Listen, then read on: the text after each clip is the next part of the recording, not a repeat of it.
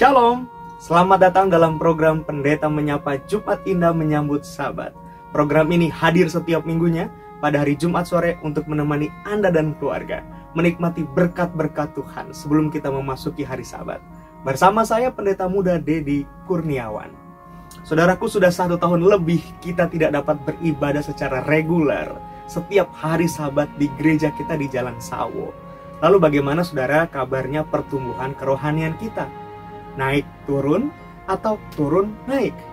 Adem ayem melempem atau ogah-ogahan dikasih maem sehingga pertumbuhannya tidak ada alias diem?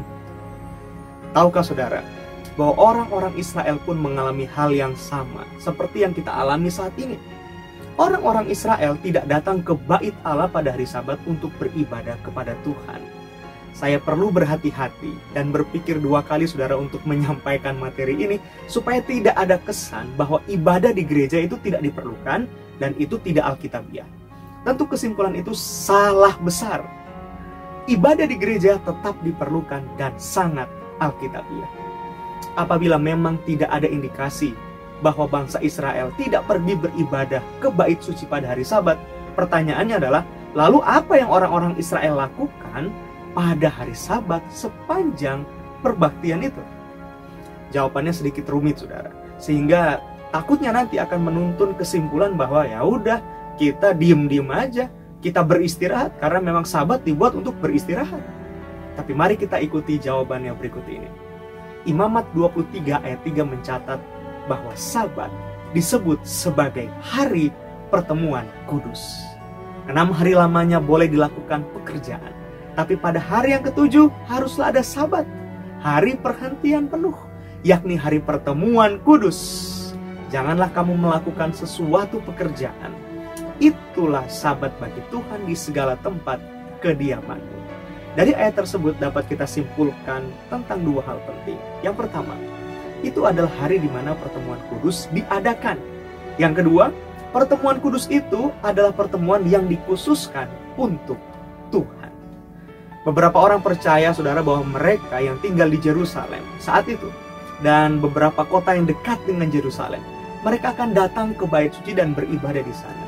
Apalagi dalam konteks perayaan-perayaan yang juga disebut oleh Alkitab sebagai hari Sabat. Tetapi kita tahu dengan benar, bahkan mereka juga tahu bahwa akses untuk masuk ke dalam bait suci hanya dimiliki oleh para imam. Jadi pertanyaannya sekarang, di mana orang-orang ini berkumpul beribadah? Jawaban yang paling mendekati adalah mereka berkumpul di pelataran bait suci. Lalu bagaimana dengan yang lainnya yang tidak dapat pergi ke sana? Perhatikan kalimat terakhir dari ayat yang tadi kita bacakan saudara. Imamat 23 ayat 3. Itulah Sabat bagi Tuhan di segala tempat kediamanmu. Ini dia. Inilah Sabat bagi orang-orang Israel selain di bait suci. Selama Sabat berlangsung, orang-orang Israel berkumpul dalam kumpulan suci bersama keluarga mereka di tempat mereka masing-masing. Sekarang pertanyaannya, apa yang mereka lakukan? Saudara, ini adalah saat-saat di mana para ayah akan mengajar anak-anak mereka, dan para ayah akan melakukan peran keimamatan seperti di dalam rumah tangga Abraham. Kejadian 18 ayat 19, bahwa Abraham mengajar anak-anak keturunan-keturunannya. Inilah saat-saat saudara di mana hukum-hukum Allah dipelajari dan diajarkan oleh para ayah kepada anak-anaknya. Segala kebaikan-kebaikan yang dirasakan oleh ayah dan ibu di dalam rumah tangga diceritakan kepada anak-anaknya. Dan itu dilakukan turun-temurun. Saat mereka beristirahat, saat duduk, saat bangun. Ulangan 6 ayat 21. Kita dahulu adalah budak Fir'aun di Mesir, tetapi Tuhan membawa kita keluar dari Mesir dengan tangan yang kuat. Ini dikatakan kepada anak-anak mereka. Nah, dulu kita adalah orang-orang yang diperbudak oleh dosa. Tapi karena Tuhan itu baik, kita boleh dilepaskan dari jerat-jerat perbudakan dosa. Ketika ini dilakukan saudaraku, Tuhan menjamin kehidupan bangsa Israel. Mereka dijanjikan akan mendiami kota dan dijaga oleh Tuhan. rumah-rumah mereka akan penuh diisi oleh persediaan dan perbendaharaan Tuhan.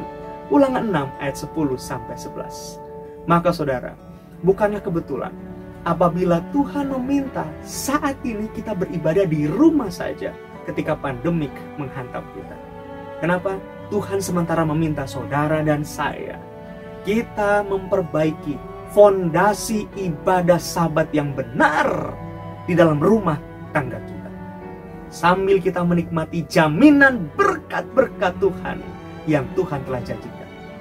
Saudaraku, sudahkah seluruh anggota keluarga kita berkumpul dan siap menikmati jaminan berkat peribadatan Sabat? Mari terima berkat Tuhan, saudara.